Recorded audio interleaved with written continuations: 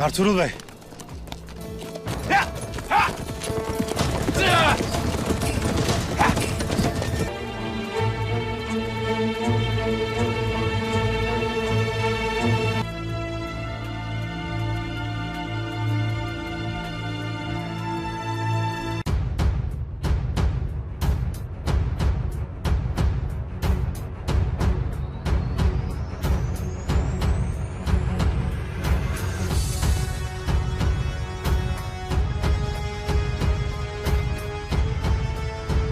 السلام علیکم ناظرین۔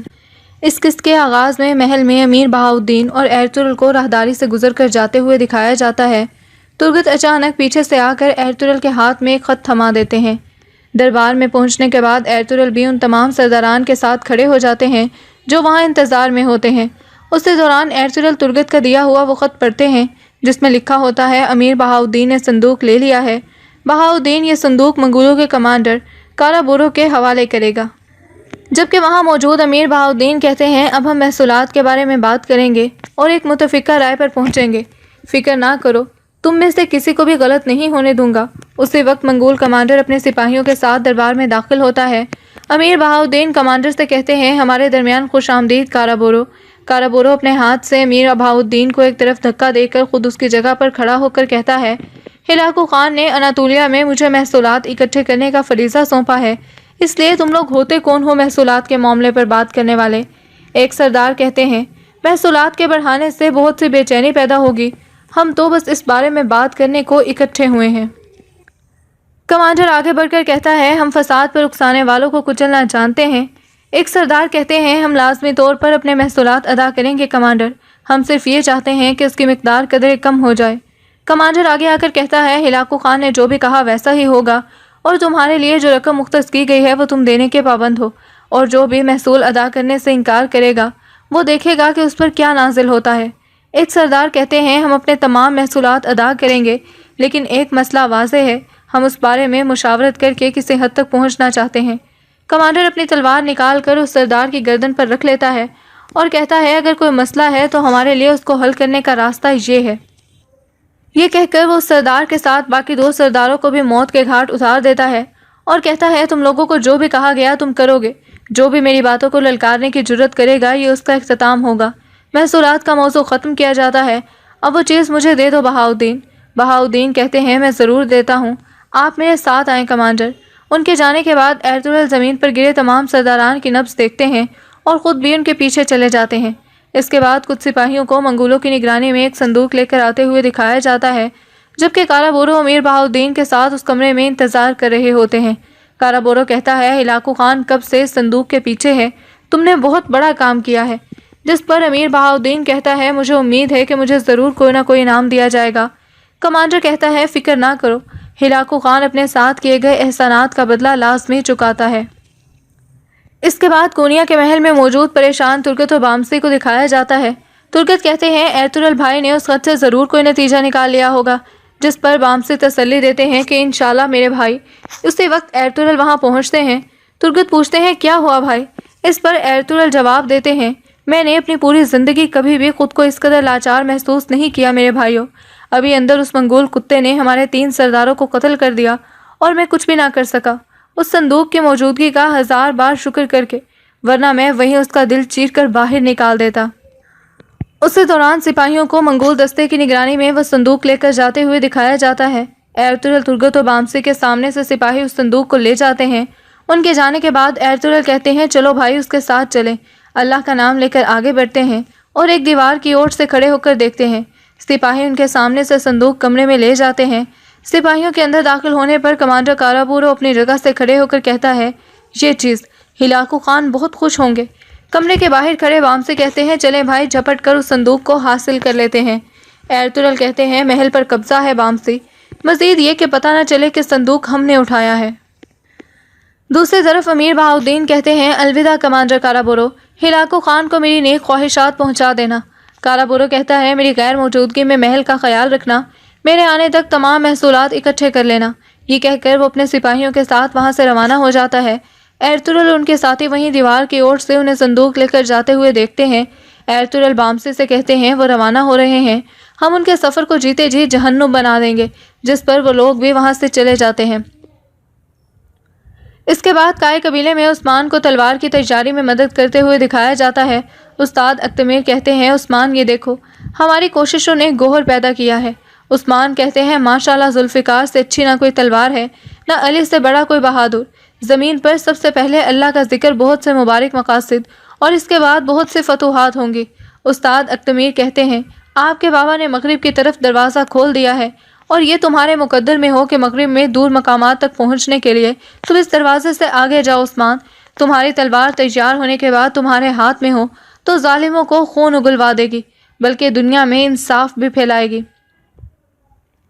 اس کے بعد تیوکلس اور اس کی بیٹیوں کو خیمے میں کھانا کھاتے ہوئے دکھایا جاتا ہے۔ تیوکلس پوچھتا ہے بیٹی، جو ہار میں نے تمہیں دیا وہ کہاں ہے؟ نیہا کے کوئی جواب نہ دینے پر وہ دوبارہ پوچھتا ہے نیہا، تمہارا ہار کہاں ہے؟ تم نے ہار کے ساتھ کیا کیا؟ نیہا جواب دیتی ہے بابا، وہ ہار مجھ سے کھو گیا۔ میرا خیال ہے کہ جب لوگوں نے ہمیں پکڑا تھا وہ گر گیا۔ تیوکلس غصے سے کہتے ہیں تم وہ ہار کیسے گم کر سکتی ہو؟ کیا آگے بڑھ کر تیوکلس کو حوصلہ دیتی ہے کوئی بات نہیں بابا، مشقت نہ کریں۔ نیہا پوچھتی ہے بابا کیا میں اس کو ڈھونڈنے جاؤں؟ جس پر وہ جواب دیتا ہے یہاں سے جانے کا سوچنا بھی نہ، خبردار تم نے قبیلے سے باہر قدم بھی رکھا۔ اور دوکیا کہتی ہے بابا فی الحال اس ہار کو بھلا دیں، خود کو فرسودہ نہ کریں ورنہ آپ کی طبیعت زیادہ خراب ہو جائے گی، آپ کو بخار ہو رہا ہے، تھوڑا آرام کریں۔ تیوکلس کہتا ہے مجھے میری دوا دو۔ اوکیا اسے بستر پر لٹا کر دوائی اٹھا کر دیتی ہے جس میں ٹیو نے کوئی محلول ڈال دیا تھا۔ اس کے بعد منگول کمانڈر کارابورو کو جنگل میں سفر کرتے ہوئے دکھایا جاتا ہے۔ ایرتغرل بھی اپنے سپاہیوں کے ساتھ کچھ فاصلہ رکھ کر ان کا پیچھا کر رہے ہوتے ہیں۔ جنگل میں انہیں میرگن دکھائی دیتا ہے جو اپنے گھوڑے کے ساتھ ان کے انتظار میں کھڑا ہوتا ہے۔ ایرتغرل وہاں رک کر اپنے سپاہیوں سے کہتے ہیں سپاہیوں، آج سے میرگن ہمارے ساتھ رہے گا اور مقررہ وقت میں یہ وضاحت کر دے گا کہ اس کے ساتھ کیا ہوا۔ اس کے بعد ایرتغرل کہتے ہیں ہمیں منگولوں کے قدموں کے نشانات کھونے سے پہلے جانا ہوگا۔ وہ کہاں جا رہے ہیں میرگن؟ میرگن بتاتا ہے وہ کاراکویا کی طرف گئے ہیں ایرتغرل صاحب، رات ہونے والی ہے اور شاید اب یہ وہ رات وہیں گزاریں۔ ایرتغرل کہتے ہیں یہ بھی ٹھیک ہے، پھر ہم جا کر انہیں گھیر لیں گے۔ ایرتغرل سپاہیوں سے کہتے ہیں چلو ہم اپنا سفر شروع کریں اور راستے میں اپنی نظریں تیز رکھنا۔ میرگن بھی گھوڑے پر سوار ہو کر ان کے ساتھ روانہ ہو جاتا ہے۔ اس کے بعد تیوکلس کی بیٹی نیہا کو دکھایا جاتا ہے، وہ قبیلے میں خیمے کے باہر اداس کھڑی ہوتی ہے۔ عثمان وہاں آ کر پوچھتے ہیں کیا بات ہے نیہا، کیا کوئی مسئلہ ہے؟ تم اداس کیوں ہو؟ نیہا کہتی ہے میرے بابا کی طبیعت بہت خراب ہے، میں ان کے لیے پریشان ہوں، اور میرے پاس ایک ہار تھا جو بابا کی طرف سے تحفہ تھا، اس کو گم کرنے پر وہ بہت پریشان ہیں اور مجھ پر غصہ ہے۔ عثمان پوچھتے ہیں تمہارے بابا گمشدہ ہار کی وجہ سے تمہارے ساتھ کیوں غصے ہیں؟ نیہا جواب دیتی ہے پتہ نہیں، وہ ہمیشہ مجھے اس کو چھپا کر رکھنے کا بولتے تھے، لیکن جب اس آدمی نے مجھے پکڑا تو شاید اس وقت وہ مجھ سے کھو گیا۔ میں نے ان سے پوچھا کہ میں اس کو تلاش کرنے جاؤں، مگر انہوں نے مجھے نہیں جانے دیا، انہوں نے کہا باہر خطرہ ہے۔ عثمان کہتے ہیں تمہارے بابا نے صحیح کہا ہے، قبیلے سے باہر جانا تمہارے لیے محفوظ نہیں ہوگا۔ میں اس علاقے کو اپنے ہاتھ کی پشت کی طرح جانتا ہوں، میں تمہارے لیے وہ ہار لا سکتا ہوں۔ نیہا خوش ہو کر پوچھتی ہے تم میرے ساتھ یہ کرو گے؟ عثمان تائید کرتا ہے میں یہ ضرور کروں گا۔ نیہا پوچھتی ہے لیکن اگر میرے بابا تمہیں بتانے پر مجھ سے پھر غصہ ہو گئے؟ عثمان تسلی دیتے ہیں فکر نہ کرو، میں کسی کو نہیں بتاؤں گا کہ میں وہ ہار تلاش کرنے جا رہا ہوں۔ اسی دوران اوکیا خیمے سے باہر آ کر نیہا کو آواز دیتی ہے۔ اس کے بعد الائس کو دکھایا جاتا ہے، وہ لیف کے گورنر کے قلعے میں موجود ہوتا ہے۔ گورنر الائس سے کہتا ہے اس تیوکلس سے اتنا وقت کیوں لگا دیا، اسے کافی پہلے یہاں پہنچ جانا چاہیے تھا۔ الائس جواب دیتا ہے ہمارے سپاہی تلاش جاری رکھے ہوئے ہیں، ہم اسے قلیل وقت کی مدت میں تلاش کر لیں گے جناب۔ گورنر الائس سے کہتا ہے تم ابھی تک یہاں کھڑے ہو کر ایک ہی بات دہرا رہے ہو کہ تم اسے ڈھونڈ لو گے، تم یہ سوچ بھی نہیں سکتے کہ تیوکلس ہمارے لیے کتنا اہم ہے۔ جاؤ اور اسے ڈھونڈ کر لاؤ، یا ہم تیوکلس کو ڈھونڈ لیں گے، یا ہمارے لیے آگے بڑی جنگ ہو سکتی ہے، اس کے علاوہ کوئی راستہ نہیں۔ واپس مڑتے ہوئے الائس خود سے کہتا ہے میں تمہیں راستہ بتاؤں گا گورنر یانیس۔ اسی وقت گورنر کی بیٹی ایرانے وہاں داخل ہوتی ہے۔ گورنر خوشی سے اپنی بیٹی کا حال احوال پوچھتا ہے، جس پر وہ کہتی ہے میں ٹھیک ہوں، میں ہر وقت محل میں ہوتی ہوں، کبھی باہر نہیں جاتی، میں یہاں اکتا جاتی ہوں۔ گورنر کہتے ہیں میں سمجھ گیا کہ تم تھوڑی دیر کے لیے باہر جانا چاہتی ہو۔ ایرانے کہتی ہے بابا میں کافی عرصے سے گھڑ سواری کرنا چاہتی تھی اور آپ نے مجھ سے یہ وعدہ کیا تھا کہ میں گھڑ سواری کرنے جا سکتی ہوں۔ گورنر جواب دیتے ہیں تم بس آرزو کرو یہی کافی ہے، میں تمہارا گھوڑا تیار کرتا ہوں، لیکن تم زیادہ دور تک نہیں جا سکتی۔ اجازت ملنے پر ایرانے خوشی سے گورنر کے گلے لگ جاتی ہے۔ اس کے بعد گوندوز کو دکھایا جاتا ہے وہ اپنے خیمے میں بیٹھے کچھ اوزاروں سے اپنے خنجر کو ٹھیک کر رہے ہوتے ہیں۔ اسی وقت وہ رک کر ایرتغرل کی ڈانٹ کو یاد کرتے ہیں۔ اسے اس طرح مگن دیکھ کر آبشار کہتا ہے تم خود کو خستہ حال بنا رہے ہو گوندوز، خود پر اتنی سختی مت کرو ورنہ تم یہ خنجر توڑ دو گے۔ گوندوز جواب دیتا ہے میرے باپا مجھے معاف نہیں کریں گے، چاہے میں انہیں 1000 بار اپنی معذرت پیش کروں، وہ چاہتے ہیں میں اپنی غلطی کے نتائج بھگتوں۔ آبشار کہتے ہیں ایرتغرل صاحب نے تمہارے وسیع مفاد میں یہ کیا، وہ چاہتے تھے کہ تمہیں اپنی غلطی کا احساس ہو اور اس سے سبق حاصل کرو، اور تمہیں اپنی غلطی کا احساس ہو چکا ہے۔ گوندوز کہتا ہے مجھ سے غلطی ہوئی اور میں 1000 بار نادم ہوں، ہم نے بہت غلطیاں کی لیکن بابا نے ہمیشہ ہمیں معاف کیا۔ اس مرتبہ انہوں نے مجھے تھپڑ مارا، اپنے ہاتھ کا بوسہ بھی نہیں لینے دیا، یہ میرے لیے برداشت کرنا بہت مشکل تھا۔ آبشار کہتا ہے مایوسی کو پاس مت پھٹکنے دو، کل کے بارے میں سوچو، جس دن کا تمہیں عرصے سے انتظار تھا وہ آ گیا ہے، تم پہلی بار ایرانے سے اکیلے میں بات کرو گے۔ گوندوز کہتا ہے مجھے صرف اسی بات کی تسلی ہے میرے بھائی، لیکن مجھ سے ایسی غلطی ہوئی ہے، مجھے محسوس ہوتا ہے کہ مجھے اس سے ملنے کا کوئی حق نہیں، یہاں تک کہ اس کو سوچنے کا بھی۔ آبشار جواب دیتا ہے ایسا مت سوچو بھائی، تم بس ایک انسان ہو، تم سے لاپرواہی ہوئی ہے، اہم یہ ہے کہ اس غلطی کو دہرایا نہ جائے۔ دیکھنا جب سردار واپس آئیں گے تمہاری ندامت دیکھ کر وہ تمہیں دوبارہ سے سینے لگا لیں گے۔ گوندوز کہتے ہیں امید کرتا ہوں کہ سب ویسا ہی ہو جیسا تم نے کہا آبشار۔ اس کے بعد کائی قبیلے کے خیمے میں استاد اکتمیر کو دکھایا جاتا ہے۔ عثمان قبیلے کے باقی بچوں کے ساتھ اجازت لے کر اندر داخل ہوتا ہے، ان سب نے ہاتھ میں پتھر اٹھائے ہوتے ہیں۔ استاد انہیں کہتے ہیں یہ پتھر ادھر رکھ دو اور تم سب لوگ بیٹھ جاؤ۔ اس کے بعد وہ انہیں تلوار بنانا سکھاتے ہوئے کہتے ہیں اگر یہ پتھر نہ ہوتا، یہ لوہا نہ ہوتا اور یہ آگ نہ ہوتی تو تم میں سے کوئی بھی یہاں نہ ہوتا۔ جیسے آگ سے شدت بڑھی اور اس کا شعلہ چمکا اور پتھر کی جانب زور سے گونجا، پھر پتھر اندر سے جلا اور اس کا دل ٹکڑے ہو گیا، پھر اس کے ٹوٹے پھوٹے دل سے لوہا باہر نکلا اور لوہے کی سخت محنت کے ساتھ یہ بن گیا ایک شمشیر۔ عثمان سوال کرتے ہیں استاد آپ لوہے کو ڈھالنے آہن گری بتا رہے ہیں، لیکن اس کا ہماری تقدیر سے کیا لینا دینا؟ استاد کہتے ہیں میرے جلد باز اور بے صبر عثمان، اتنی جلدی نہیں، رک جاؤ بات ابھی شروع ہوئی ہے۔ اس پر آئبرس کہتا ہے میں سائنس پڑھنے آیا تھا، یہاں پھر سے شمشیر آ گئی، یا اللہ مجھے کہاں پھنسا دیا۔ یہ سن کر سب لوگ ہنستے ہیں۔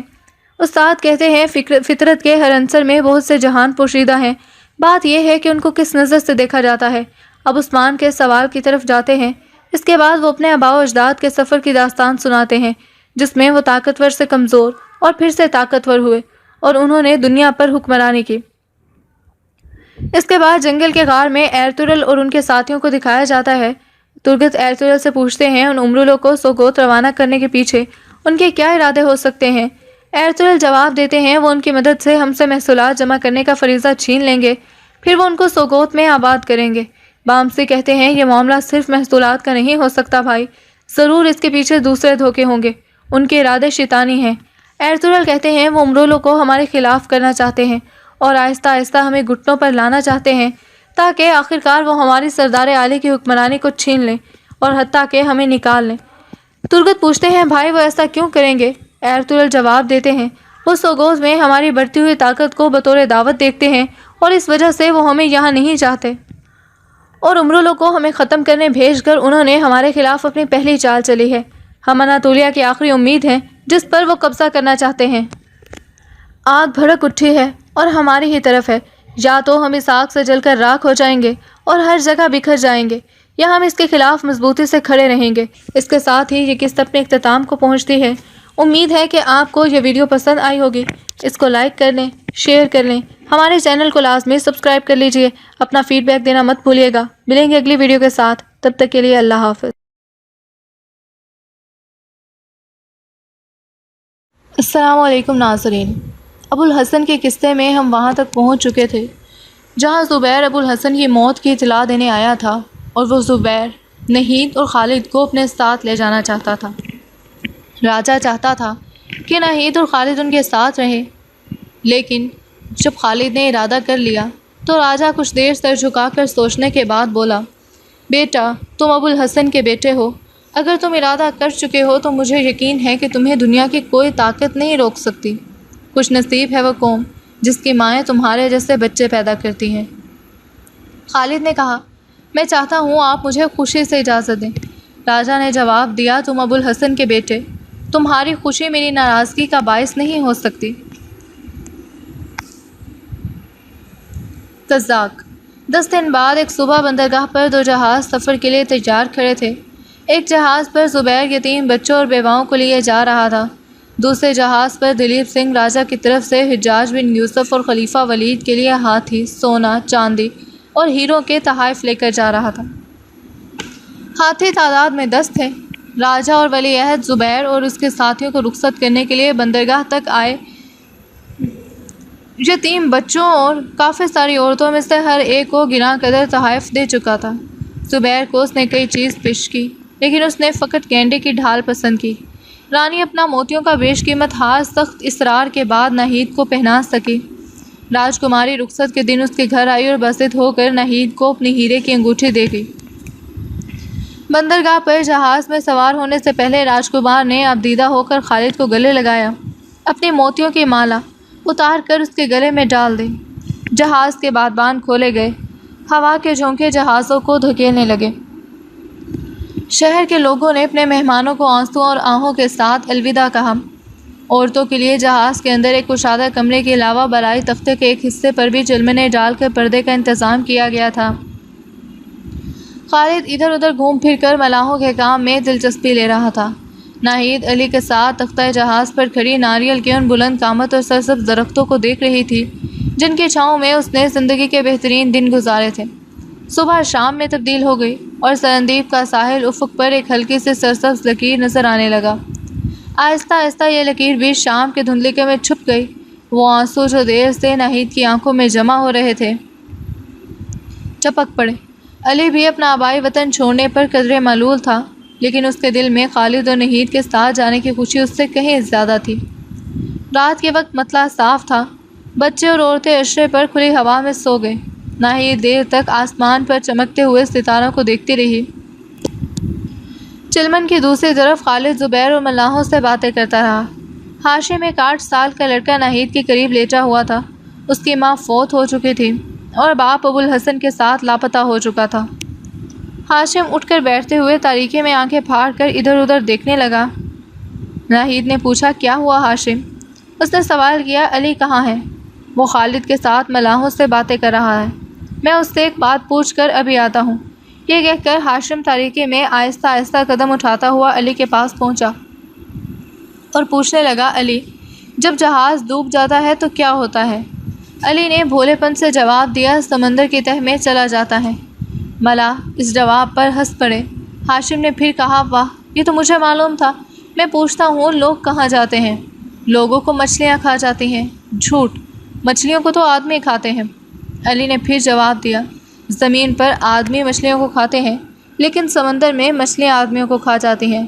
ہاشم کچھ سمجھا اور کچھ نہ سمجھا اور واپس آ کر اپنے بستر پر لیٹ گیا۔ چند دنوں کے بعد یہ جہاز مالیہ بار کے ساحل کے ساتھ سفر کر رہے تھے۔ راستے میں سامان خوراک اور تازہ پانی حاصل کرنے کے لیے انہیں مغربی ساحل کے مختلف بندرگاہوں پر لنگر انداز ہونا پڑا۔ اس دوران انہیں کوئی حادثہ پیش نہ آیا۔ مالابار کی ایک بندرگاہ پر چند عرب تاجروں نے زبیر کا خیر مقدم کیا اور گزشتہ طویل سفر میں تھکے ہوئے مسافر کو 4 دن کے لیے اپنے پاس ٹھہرا لیا۔ ان 4 دنوں میں سرندیپ کے راجہ کے گراں قدر تحائف کی خبر دور دور تک مشہور ہو چکی تھی۔ رخصت کے دن حاکم شہر بندرگاہ پر زبیر اور دلیپ سنگھ سے ملا۔ اس نے انہیں راستے میں بحری ڈاکوؤں کے حملے کے خطرے سے پیش نظر ہوشیار رہنے کی تاکید کی تھی۔ دلیپ سنگھ نے جواب دیا، فکر نہ کریں، ہمارے جہاز پوری طرح مسلح ہیں۔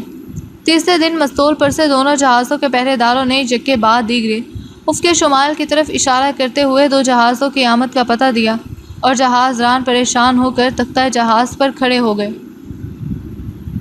دلیپ سنگھ کا جہاز آگے تھا۔ وہ اپنے جہاز کو روکنے کا حکم دے کر زبیر کا جہاز قریب آنے کا انتظار کرنے لگا۔ جب دونوں جہاز ایک دوسرے کے بہت تھوڑے فاصلے پر کھڑے ہو گئے تو دلیپ سنگھ نے کہا، ممکن ہے وہ جہاز بحری ڈاکوؤں کے نہ ہو، لیکن ہمیں مقابلے کے لیے تیار رہنا چاہیے۔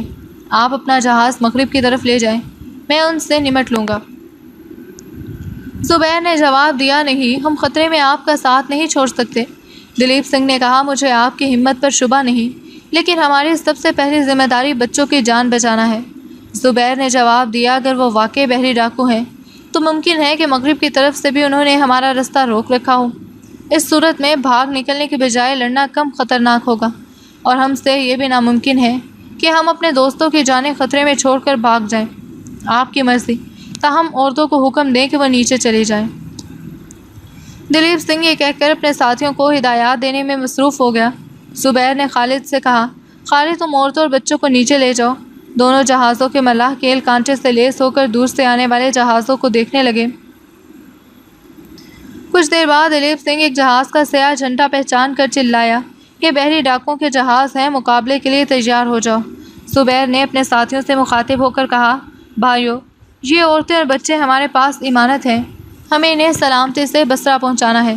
اگر ہم پر ان کی حفاظت کی ذمہ داری نہ ہوتی تو ہمارا طریقہ جنگ اس طریقے سے مختلف ہوتا جو میں نے اب تجویز کیا ہے۔ میں ایک خطرناک مہم کے لیے تم میں سے 2 رضاکار چاہتا ہوں۔ اس پر سب سے پہلے خالد اور اس کے بعد تمام ملاحوں نے یکے بعد دیگرے اپنے نام پیش کیے۔ زبیر نے کہا، اس کام کے لیے بہترین تیراک درکار ہے، میں یہ کام ابراہیم اور عمر کو سونپتا ہوں۔ زبیر کی ہدایت پر دونوں جہازوں سے 2 کشتیاں سمندر میں اتار دی گئی، ان کے ساتھ پاتبان باندھ دیے گئے۔ دلیپ سنگھ کے جہاز پر ہاتھیوں کے لیے خشک گھاس موجود تھی۔ ملاحوں نے اس کے چند گتھے اتار کر کشتیوں پر لادے۔ ابراہیم اور عمر ہاتھوں میں جلتی ہوئی مشعلیں لے کر کشتیوں پر سوار ہو گئے۔ اس کے بعد زبیر اور اس کے ساتھی ترکش اور کمانیں سنبھال کر حملہ آوروں کے قریب آنے کا انتظار کرنے لگے۔ اگلے جہاز کا رخ دلیپ سنگھ کے جہاز سے زیادہ زبیر کے جہاز کی طرف تھا۔ عمر اور ابراہیم کی کشتیاں ایک لمبا چکر کاٹ کر حملہ آوروں کے عقب میں پہنچ چکی تھی۔ زبیر ایک سرے سے دوسرے سرے تک بھاگتا ہوا اپنے ساتھیوں کو ہدایات دے رہا تھا۔ حملہ آور جہاز نے قریب آتے ہی زبیر کے جہاز پر تیر برسانے شروع کر دیے، اور ایک تیر سے زبیر کے سر کے قریب سے گزر گیا۔ اس کے ساتھ ہی اسے ایک نسوانی آواز سنائی دی، آپ کسی محفوظ جگہ پر بیٹھ جائیے، ہم دشمنوں کے تیروں کی زد میں آ چکے ہیں۔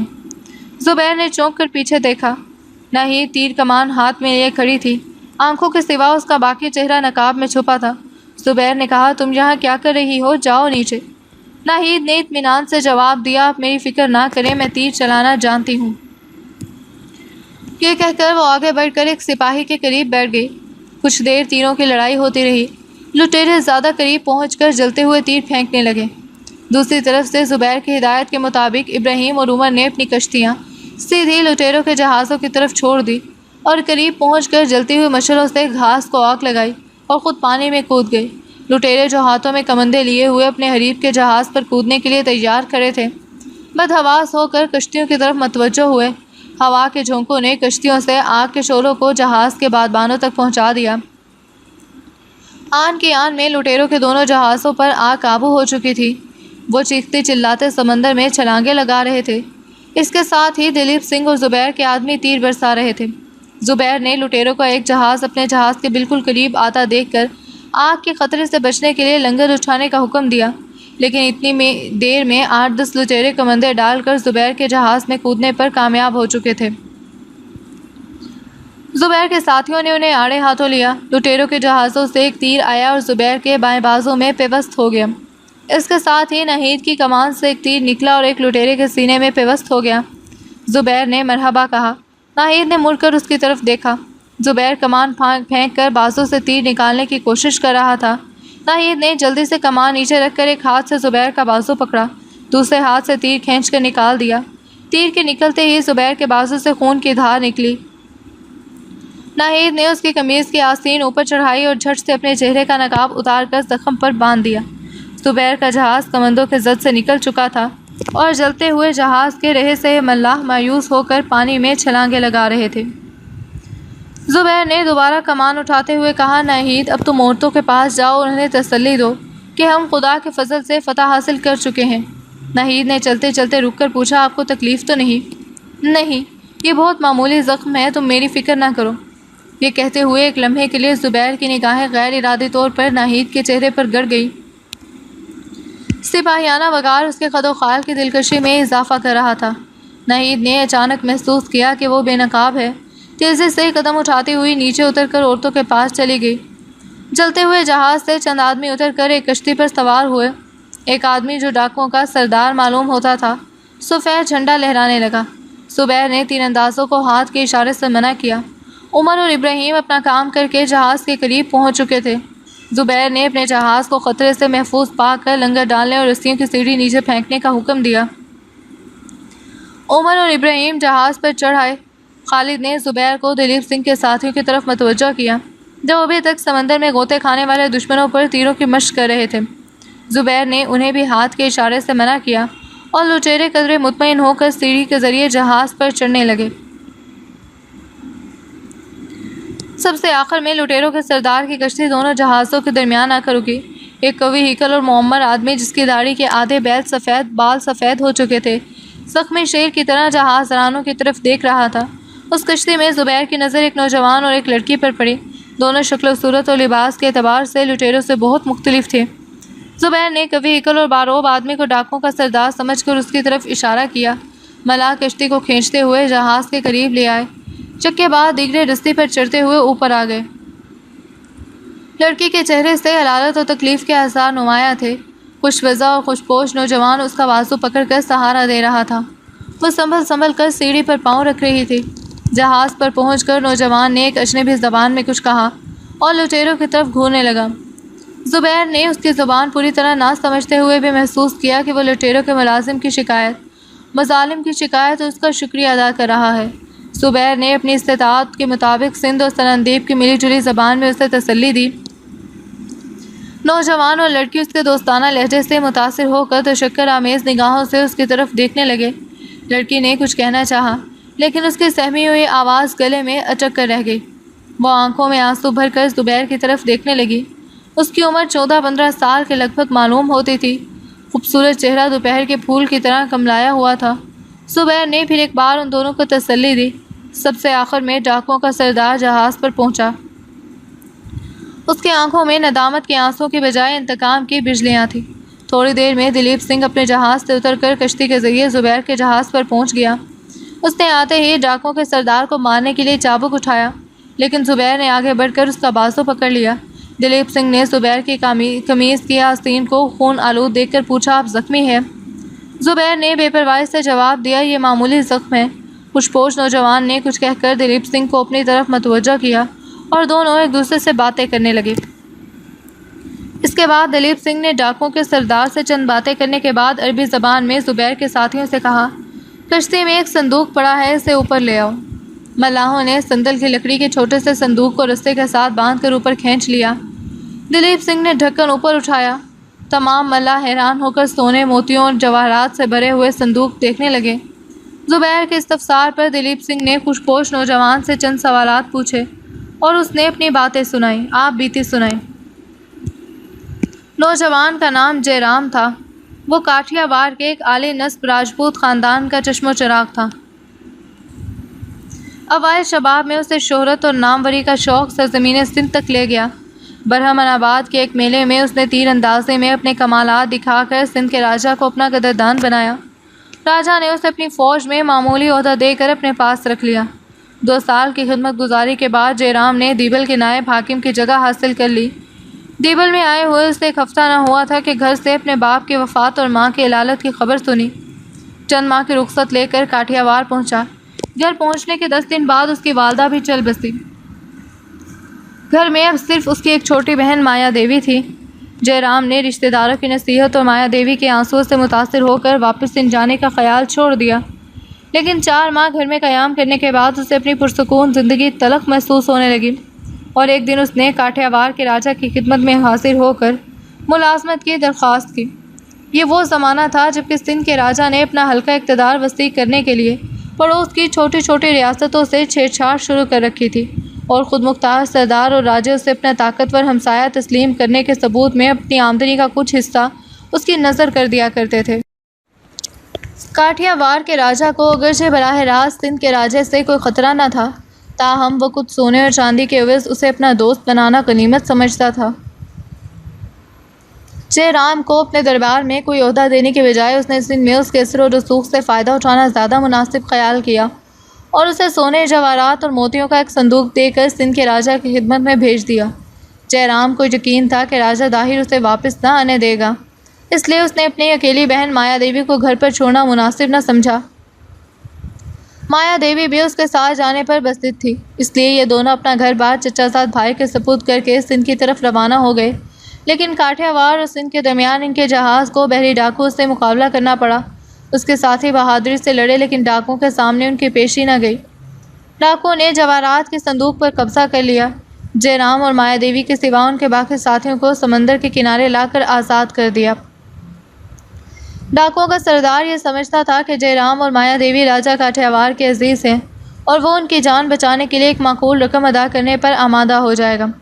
اس لیے وہ کاٹھیاواڑ کے ساحل کے غیر آباد حصے پر لنگر انداز ہو کر راجا سے یہ سودا کرنا چاہتا تھا، لیکن ان کے ایک جاسوس نے سرندیپ کے جہازوں کی آمد خبر کر دی۔ اس نے کاٹھیاواڑ ٹھہرنے کی بجائے مالابار کا رخ کیا۔ زبیر نے یہ قصہ سن کر ایک بار پھر جے رام اور اس کی بہن کو تسلی دی اور کہا، یہ لٹیرے جیسے ہمارے مجرم ہیں ویسے ہی آپ کے مجرم ہیں۔ میں نے ابھی تک یہ فیصلہ نہیں کیا کہ انہیں کیا سزا دی جائے، تاہم میں یہ جانتا ہوں کہ آپ کے ملک میں انہیں کیا سزا دی جاتی ہے۔ جے رام نے جواب دیا، ایسے ظالم ڈاکوؤں کے لیے ہمارے قانون میں اور آپ کے قانون میں رحم کی کوئی گنجائش نہیں۔ تاہم جب ان لوگوں سے آپ کا مقابلہ ہوا تھا تو مجھے اور میری بہن کو جہاز کے کونے میں بند کر دیا گیا تھا اور جہاز کو آگ لگ جانے کے بعد یہ لوگ ہمیں وہیں چھوڑنا چاہتے تھے۔ اپنے لیے میں شاید ان سے رحم کی درخواست نہ کرتا، لیکن اپنی بہن کے لیے مجھے عاجز ہونا پڑا۔ ان لوگوں نے ہمیں کشتی پر سوار کرنے سے پہلے یہ وعدہ کیا تھا کہ میں آپ سے ان لوگوں کی جان بخشی کے لیے سفارش کروں گا۔ میرا یہ مطلب نہیں کہ انہیں آزاد چھوڑ دیا جائے، میں صرف انہیں موت کی سزا سے بچانا چاہتا ہوں، لیکن یہ ضروری ہے کہ جب تک ان کے راہ راست پر آ جانے کا اطمینان نہ ہو انہیں قید پر رکھا جائے۔ مایا دیوی علالت کی وجہ سے دیر تک کھڑی نہ رہ سکے۔ اس نے اپنے بھائی سے کچھ کہا اور پیشتر اس کے کہ وہ کوئی جواب دیتا۔ دلیپ سنگھ نے کہا، اوہو، ہمیں یہ معلوم نہ تھا کہ آپ کی بہن علیل ہے۔ خالد بیٹا، انہیں اپنی بہن کے پاس لے جاؤ۔ خالد آگے بڑھا اور مایا دیوی اپنے بھائی کی طرف دیکھنے لگی۔ جے رام نے دلیپ سنگھ سے پوچھا، اس جہاز پر عورتیں بھی ہیں؟ جی ہاں، آپ کی بہن کو کسی قسم کی تکلیف نہ ہوگی۔ ہاں بیٹی، جاؤ، تم آرام کرو۔ جہازوں کی دوبارہ روانگی سے پہلے لٹیروں کے سردار کے سوا باقی تمام قیدیوں کو دلیپ سنگھ کے جہاز میں منتقل کر دیا گیا۔ زبیر نے دلیپ سنگھ سے تاکید کی کہ جب تک ان کی سزا کا فیصلہ نہ ہو ان کے ساتھ بدسلوکی نہ کی جائے۔ ڈاکوؤں کے سردار کو اس کے ساتھیوں کی نیک چلنی کی ضمانت کے طور پر زبیر نے اپنے جہاز پر ٹھہرا لیا۔ جے رام نے اپنی بہن کی علالت کے پیش نظر زبیر کے جہاز پر رہنا پسند کیا۔ خالد نے مایا دیوی کو ناہید کے پاس پہنچا دیا۔ ناہید نے اسے ایک بستر پر لٹا دیا اور عرب عورتیں اس کے گرد جمع ہو گئی۔ پہلی ملاقات میں میزبانوں اور مہمانوں کے درمیان فقط اشاروں سے ہمدردی اور تشکر کے جذبات کی ترجمانی ہوئی۔ دلیپ سنگھ نے اپنے جہاز پر جانے سے پہلے جے رام سے کہا، آپ کو شاید کھانے کی تکلیف ہو، میں ایک مدت مسلمانوں کے ساتھ رہ کر چھوت چھات کا قائل نہیں رہا۔ ہم سب ایک ہی دسترخوان پر کھا لیتے ہیں۔ میرے ساتھ جتنے آدمی ہیں ان میں سے کوئی بھی ایسا نہیں جو مسلمانوں کے ساتھ نہ کھا چکا ہو۔ تاہم میرا ایک آدمی جسے میں اس جہاز پر چھوڑ رہا ہوں آپ دونوں کے لیے کھانا تیار کرے گا، اور آپ کے میزبان آپ کی مرضی کے بغیر آپ کو اپنے دسترخوان پر بیٹھنے پر مجبور نہیں کریں گے۔ دلیپ سنگھ نے چند باتیں زبیر کو سمجھائی اور اتر کر اپنے جہاز پر چلا گیا۔ اس نے پہنچنے سے پہلے اس کے ساتھی اپنے کنداستروں سے 5 سفید روش لٹیروں کے سر و داڑیاں مونچھے اور بمیں مونڈ چکے تھے۔ ایک ڈاکو جو شکل و صورت سے زیادہ معمر معلوم ہوتا تھا، اس کی صرف داڑھی، ایک مونچھ اور آدھا سر صاف کرنے پر اکتفا کیا۔ ناہید اور دوسری عرب عورتوں نے دل و جان سے مایا دیوی کی تیمارداری کی۔ موسمی بخار کے لیے ناہید سرندیپ سے جڑی بوٹیاں اپنے ساتھ لائی تھی۔ ان کے استعمال سے مایا دیوی 3-4 دن میں تندرست ہو گئی۔ زبیر نے اپنے بازو کے زخم کو معمولی سمجھ کر شروع میں چندہ پرواہ نہ کی، لیکن مرطوب ہوا کے باعث زخم میں تیسرے دن پیپ پڑ گئی۔ اسے درد کی شدت اور بخار کی وجہ سے چند دن بستر پر لیٹنا پڑا۔ دلیپ سنگھ کئی بار اپنا جہاز چھوڑ کر اس کی تیمارداری کے لیے آیا۔ علی، خالد اور شمیم، نہید اور دوسری عرب عورتوں کو حیران اس کی حالت سے باخبر رکھتے۔ جے رام ہر وقت اس کے پاس بیٹھا رہتا۔ مایا دیوی ایک عورت کی ذکاوت جس کی بدولت نہید کے مغموم اور پریشان رہنے کی وجہ سمجھ چکی تھی، وہ اپنے بھائی کی موجودگی میں کبھی کبھی زبیر کو دیکھ آتی اور واپس آ کر اشاروں اور عربی کے چند ٹوٹے پھوٹے الفاظ میں، جنہیں وہ دن رات عرب کی عورتوں کی صحبت میں رہ کر یاد کر چکی تھی، تسلی دیتی۔ ایک شام زبیر کی حالت قدرے مخدوش تھی۔ دلیپ سنگھ آیا اور زخم کی مرہم پٹی کرنے کے بعد چلا گیا۔ رات کے وقت مطلع ابر آلود تھا، ہوا تیز تھی، ملا اپنی اپنی جگہ پر متعین تھے۔ جے رام، خالد اور علی زبیر کی تیمارداری کر رہے تھے۔ عرب عورتیں عشاء کی نماز کے لیے اٹھی اور مایا دیوی اپنے بھائی سے زبیر کا حال پوچھنے چلی گئی۔ جب ناہید نماز سے فارغ ہو کر زبیر کی صحت کے لیے دعا کر رہی تھی، خالد نے آ کر بتایا کہ زبیر بے ہوش ہے۔ ایک عمر رسید عورت نے کہا، ہمارے تمام آدمی آندھی کی وجہ سے جہاز پر مصروف ہیں، ہمیں ان کے پاس ضرور جانا چاہیے۔ تمام عورتیں اٹھ کر زبیر کے پاس پہنچی۔ مایا دیوی نے انہیں دیکھ کر اپنے بھائی کی طرف اشارہ کیا۔ وہ اٹھ کر باہر نکل گیا۔ جے رام نے کئی راتیں آنکھوں میں کاٹی تھی۔ وہ باہر نکلتے ہی جہاز کے کونے میں لیٹ کر گہری نیند سو گیا۔ آدھی رات کے وقت زبیر کا بخار قدرے کم ہوا۔ ناہید اور مایا دیوی کے علاوہ باقی عورتیں اپنے کمرے میں چلی گئی۔ خالد اور علی وہیں لیٹ گئے۔ رات کے تیسرے پہر زبیر نے آنکھیں کھولی اور شمع کی روشنی میں مایا دیوی اور ناہید کو دیکھ کر پوچھا، آپ یہاں؟ جائیں آرام کریں۔ ناہید کا مرجھایا ہوا چہرہ خوشی سے چمک اٹھا۔ اس نے سوال کیا، آپ اب کیسے ہیں؟ میں ٹھیک ہوں، مجھے پانی دیجیے۔ مایا دیوی نے اٹھ کر سراہی سے پانی کا پیالہ بھرا اور ناہید کے ہاتھ میں دے دیا۔ ناہید نے ہچکچاتے ہوئے ایک ہاتھ سے زبیر کے سر کو سہارا دے کر اٹھایا اور دوسرے ہاتھ سے پانی کا پیالہ اس کے ہونٹوں سے لگا دیا۔ زبیر نے پانی پی کر پھر تکیے پر سر رکھ دیا اور ناہید سے کہا، ان کے بھائی نے میرے لیے بہت تکلیف اٹھائی، وہ اب کہاں ہیں؟ وہ باہر سو رہے ہیں، آپ بھی جا کر سو جائیں، مجھے اب آرام کرنا ہے۔ دلیپ سنگھ کے نئے مرہم نے بہت فائدہ کیا ہے۔ چند دنوں کے بعد زبیر چلنے پھرنے کے قابل ہو گیا۔ عربوں کا خلق جے رام کو بہت متاثر کر چکا تھا۔ زبیر سے اس کا انس انتہائی درجے کی عقیدت اور محبت کی حد تک پہنچ چکا تھا۔ وہ زبیر سے عرب کے تازہ حالات کے متعلق کافی واقفیت حاصل کر چکا تھا۔ عربوں کے نئے دین میں انسانی مساوات کے تخیل نے اسے شروع میں بہت پریشان کیا، لیکن زبیر کی تبلیغ سے وہ جلد ہی اس بات کا قائل ہو گیا کہ دنیا بھر میں قیام امن کے لیے تمام اقوام کا کسی ایسے دین کو قبول کرنا ضروری ہے جو ہر انسان کو مساوی حقوق دیتا ہو، جو تمام انسانوں کو رنگ و خون اور نسل سے نہیں بلکہ اعمال سے پہچانتا ہو۔ ابتدا میں اس نے کھانے پینے کے معاملے میں مسلمانوں کی چھوٹ سے پرہیز کیا، لیکن چند دن زبیر کی صحبت میں رہ کر اسے چھوٹ اور امتیاز مضحکہ خیز نظر آنے لگا۔ ایک دن وہ اپنی بہن سے مشورہ کیے بغیر زبیر کے دسترخوان پر بیٹھ گیا۔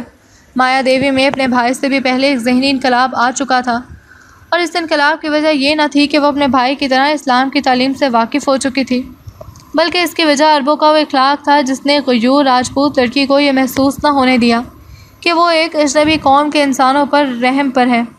مسلمان ملا اسے دیکھتے اور اپنی آنکھیں جھکا لیتے۔ پہلے ہی دن وہ یہ محسوس کرنے لگی کہ ان سب کی نگاہیں اس کے بھائی کی نگاہوں سے مختلف نہیں۔ ناہید کی تیمارداری نے بھی اسے بہت متاثر کیا۔ ان سب سے زیادہ وہ خالد کے طرز عمل سے متاثر تھی۔ نہ جانے کیوں اس کی نگاہیں اسے دیکھنے اور کان اس کی آواز کو سننے کے لیے بے قرار رہتے تھے۔ جب وہ سامنے آتا اسے آنکھ اٹھانے کی جرأت نہ ہوتی تھی۔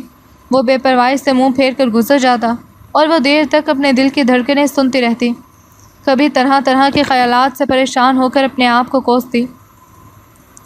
رات کے وقت وہ اپنے ہم عمر لڑکے سے مرعوب ہونے کے بجائے اسے نفرت اور حقارت اور بے پرواہی سے دیکھنے کا ارادہ لے کر سوتی، لیکن صبح کی اذان کے بعد جب عرب نماز کے لیے کھڑے ہوتے، وہ ان کے ارادے کے باوجود عرشے پر چلی جاتی، ایک طرف کھڑی ہو کر نیلگوں سمندر کو دیکھتی، لیکن جلد ہی اکتا کر منہ پھیر لیتی اور نمازیوں کی طرف دیکھتی۔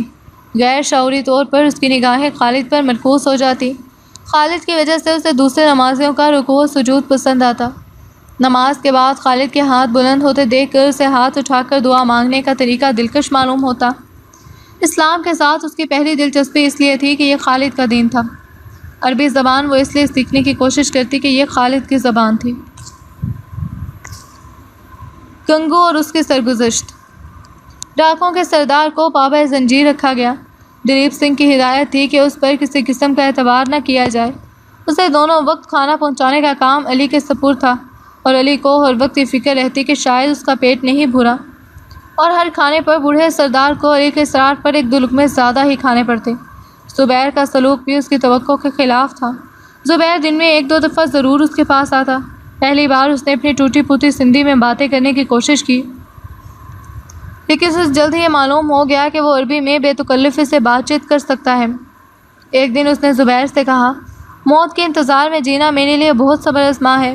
اگر آپ مجھ پر رحم نہیں کرنا چاہتے تو میں چاہتا ہوں کہ مجھے جو سزا ملنی ہے مل جائے۔ زبیر نے جواب دیا، مجھے تمہارے بڑھاپے پر ترس آتا ہے، لیکن تمہیں اس وقت تک قید سے چھوڑا نہیں جا سکتا جب تک مجھے یہ یقین نہ ہو کہ تم آزاد ہو کر پھر یہی پیشہ اختیار نہ کر سکو گے۔ اس نے جواب دیا، میرے جہاز غرق ہو چکے ہیں، میں بڑھاپے کے باقی دن کسی جنگل میں چھپ کر گزارنے کے سوا اور کر ہی کیا سکتا ہوں؟ ڈاکو ہر جگہ خطرناک بن سکتا ہے۔ تم سمندر میں جہازوں کو لوٹتے تھے، خشکی پر لوگوں کے گھروں میں ڈاکے ڈالو گے۔ اگر میں تمہیں بصرہ لے جاؤں تو وہاں غالباً تمہارے ہاتھ کاٹے جائیں گے۔ اگر میں تمہارا فیصلہ جہرام پر چھوڑوں تو باقی عمر تمہیں قید خانے کی کوٹری میں گزارنی پڑے گی۔ ڈاکوؤں کے سردار نے جواب دیا، میں آپ کی حکومت کے متعلق کچھ نہیں جانتا، لیکن یہ ضرور کہوں گا کہ دیول کی حکومت کو مجھے سزا دینے کا کوئی حق نہیں۔ وہ کیوں؟ وہ اس لیے کہ میں گزشتہ چند برس جو کچھ سمندر میں اپنے جہاز پر سوار ہو کر کرتا رہا ہوں، وہی کچھ سندھ کا راجہ تخت پر بیٹھ کر کرتا ہے۔ فرق صرف یہ ہے کہ اس کے اہلکار کمزور اور غریب آدمی کو لوٹتے ہیں اور میرے ساتھی چھوٹی چھوٹی کشتیوں کی بجائے صرف بڑے بڑے جہازوں کو لوٹتے ہیں۔ ہمارا پیشہ ایک ہے لیکن نام ہمارے مختلف ہیں۔ میں ایک ڈاکو ہوں اور وہ ایک راجہ۔ اس کی طرح اس کا باپ بھی ایک راجہ تھا، لیکن میرے باپ میری طرح ایک ڈاکو نہ تھا۔ میں خود بھی ایک ڈاکو نہ بنتا، لیکن ظلم نے مجھے ایسا بنا دیا۔ خیر، ان باتوں کے ذکر سے کوئی فائدہ نہیں۔ آپ غالب ہیں اور میں مغلوب، لیکن میں یہ ضرور چاہتا ہوں کہ آپ مجھے سندھ کی حکومت کے رحم و کرم پر چھوڑنے کے بجائے خود جو سزا چاہیں دے لیں۔ زبیر نے کہا، میں تمہاری سرگزشت سننا چاہتا ہوں۔ ڈاکوؤں کے سردار نے قدر تامل کے بعد مختصر الفاظ میں اپنی سرگزشت یوں بیان کی، میرا نام گنگو ہے، میں دریائے سندھ کے کنارے ایک چھوٹے سے گاؤں میں پیدا ہوا۔ اپنے باپ کی طرح میرا بھی پیشہ ماہی گیری تھا۔ 20 سال کی عمر میں میرے سر سے والدین کا سایہ اٹھ گیا۔ ہمارے گاؤں میں ایک لڑکی تھی، اس کا نام لاجونتی تھا، اور وہ تھی بھی لاجونتی۔ اس کی آنکھیں ہرنی کی آنکھوں سے زیادہ دل فریب اور اس کی آواز کوئل کی آواز سے زیادہ میٹھی تھی۔ لوگ اسے جل پری کہا کرتے تھے۔ گاؤں میں کوئی نوجوان ایسا نہ تھا جو لاجوں پر جان دینے کے لیے تیار نہ ہو، لیکن وہ صرف مجھے چاہتی تھی۔ اس کا باپ ایک سادہ دل آدمی تھا۔ برسات میں ایک دفعہ دریا زوروں پر تھا تو اس نے شرط لگائی کہ میں لاجو کی شادی اس کے ساتھ کروں گا جو تیر کر دریا عبور کر لے گا۔ ہمارے گاؤں میں اچھے اچھے تیراک تھے، لیکن برسات میں دریا کا بہاؤ دیکھ کر کسی کو پانی میں کودنے کی ہمت نہ ہوئی۔ میں لاجو کے لیے جان تک قربان کرنے کو تیار تھا۔ میں نے یہ شرط پوری کی۔ چند دنوں بعد میری اور اس کی شادی ہو گئی۔ ہم دونوں خوش تھے اور زیادہ وقت کشتی پر گزارتے۔ میں مچھلیاں پکڑتا، وہ کھانا پکایا کرتی تھی۔ رات کے وقت ہم ہنستے گاتے اور تاروں کی چھاؤں میں سو جاتے۔ عجیب دن تھے وہ بھی۔ یہاں تک کہہ کر گنگو کی آنکھوں میں آنسو آ گئے۔ دیر تک ہچکیاں لینے کے بعد اس نے پھر اپنی داستان سنانی شروع کی۔ لیکن ایک دن ایسا آیا کہ مجھے لاجو سے جدا ہونا پڑا، ہمیشہ کے لیے۔ مجھے معلوم نہ تھا کہ ایک نیچ ذات اور کمزور آدمی کے لیے خوبصورت بیوی رکھنا پاپ ہے۔ ہمارے گاؤں سے ایک کوس کے فاصلے پر ہمارے علاقے کے سردار کا شہر تھا۔ ایک دن وہ چند سپاہیوں کے ساتھ دریا پر آیا اور مجھے پار لے جانے کے لیے کہا۔ کشتی پر سوار ہو کر وہ لاجو کو بری طرح گھور رہا تھا۔ اس کے پوچھنے پر میں نے اسے بتایا کہ یہ میری بیوی ہے۔ وہ بولا، یہ کسی ماہی گیر کی لڑکی معلوم نہیں ہوتی، تم اسے کہاں سے لائے ہو؟ میں نے کوئی جواب نہ دیا۔ دوسرے کنارے پر پہنچ کر اس نے مجھے بتایا کہ میں شام تک واپس آ جاؤں گا، تم اتنی دیر میرا انتظار کرو۔ لیکن وہ شام سے پہلے ہی واپس آ گیا۔ میں نے اسے دوسرے کنارے پر پہنچا دیا۔